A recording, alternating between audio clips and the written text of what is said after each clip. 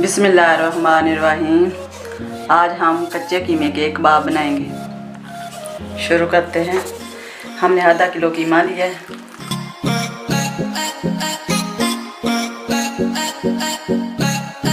और ये लहसुन अदरक का पेस्ट और प्याज और हरी मिर्च हमने ग्राइंड कर ली।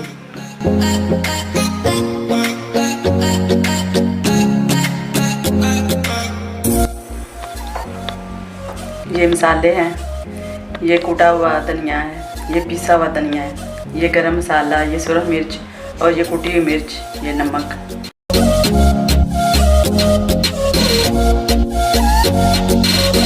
और आधा नींबू का रस हम डालेंगे।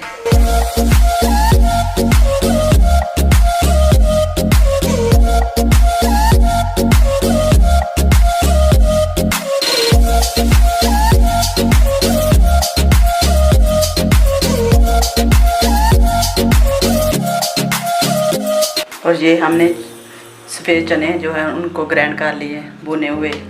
अगर नहीं है वो तो इसमें आप डाल सकते हैं बेसन भी। हरा धनिया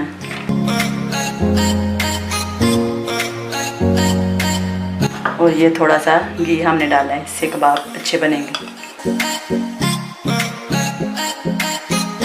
अब हम इनसे मिक्स करेंगे।